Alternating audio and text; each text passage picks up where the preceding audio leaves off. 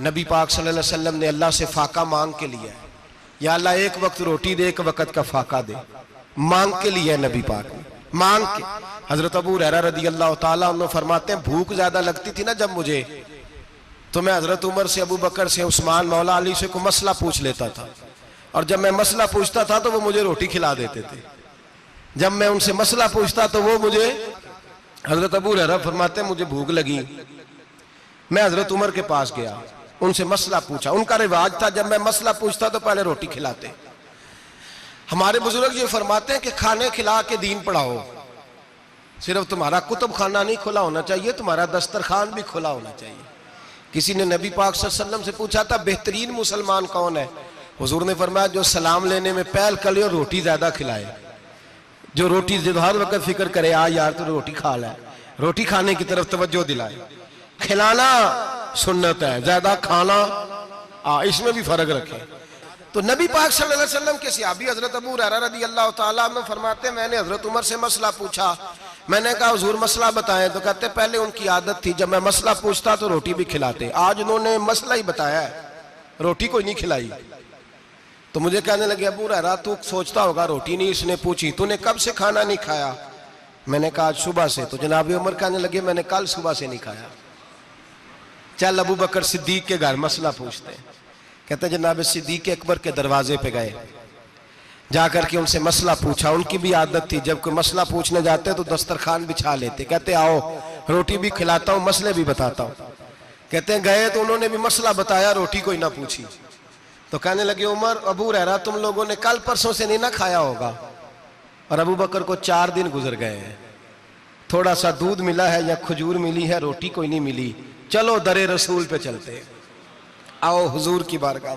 کہتے ہیں نبی پاک کی بارگاہ میں آئے، حضور نے چہرے دیکھے، کریم سے مسئلہ نہیں پوچھنا پڑا، میرے مصطفیٰ کریم نے فرمایا بھوک لگی ہوئی ہے تم تینوں کو؟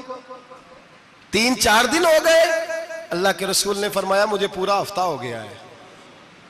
سبب کچھ اور ہے جس کو تو خود سمجھتا ہے، زوال بندہ مومن کا بے زری سے نہیں، بھوک نقصان کا وجہ نہیں بنی، وجہ کوئی اور بنی ہے۔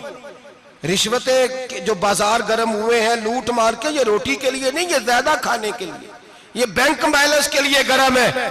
یہ لوٹ مار کا مقصد کوٹھیاں بنانا ہے، روٹی کا تو رب کریم کا وعدہ ہے۔ جو روز روتا ہے شام کو کہ میرا کاروبار کوئی نہیں، اصل میں کہتا ہے بنگلہ کوئی نہیں، اصل میں کہتا ہے کار کوئی نہیں، پجارو کوئی نہیں، روٹی تو اللہ عطا فرماتا ہے، اس کا وعدہ ہے۔ فرمایا حضور نے 3 دن بیت گئے، چلو۔ میرا بے تکلف صحابی ہے ابو الحسن انصاری، وہ بڑے نصیب والے ہوتے ہیں جن کو میرے نبی پاک خود کہتے تھے کہ تیری فلانی ذمہ داری ہے۔ اس زمانے کا تو کسی کو کہہ دیا جائے یہ تیری ذمہ داری ہے تو کہتا ہے یہ تو پھٹیکے ڈالنے لگ گیا، یہاں سے تو چھٹی کر جانی چاہیے۔ خوش ہوتے تھے صحابہ کہ ہماری ذمہ داری لگی۔ کہتے ہیں حضرت ابو الحسن انصاری کے گھر گئے، نبی پاک نے فرمایا بھوک بڑی لگی ہے کھانا لا۔ کہتے ہیں حضور نے اسے کہا تو اس آدمی کو تو وجد ہی ہو گیا، اس نے کہا میرے اتنے نصیب کہ حضور کا یہ کھانا کھلا۔ آؤ دیکھو دنیا والو، آج جو سب سے زیادہ عزت والا ہے وہ میرا مہمان بنا ہوا ہے۔ فرماتے ہیں وہ دوڑے گئے، بکری اٹھائی، ذبح کی، بیوی کو کہنے لگے روٹی تیار کر، ادھر کھجوریں توڑی، انگور توڑے، کہنے لگے حضور آپ جب تک تناول کریں تب تک کھانا پک جاتا ہے۔ حضرت عمر کہتے ہیں روٹی پک کے آئی، بڑا پیارا گوشت، بڑا اچھا سالن، بڑا خوبصورت خلوص والا کھانا۔ فرماتے ہیں میں نے بڑا ہی کھایا۔ نبی پاک نے نہ ایک روٹی لی اور چھوٹی چپاتی، تھوڑا تھوڑا سالن کونوں سے، اور جب نبی پاک نے کھا لیا تو حضور کی آنکھوں میں آنسو آئے۔ حضرت عمر کہنے لگے حضور روئے کیوں؟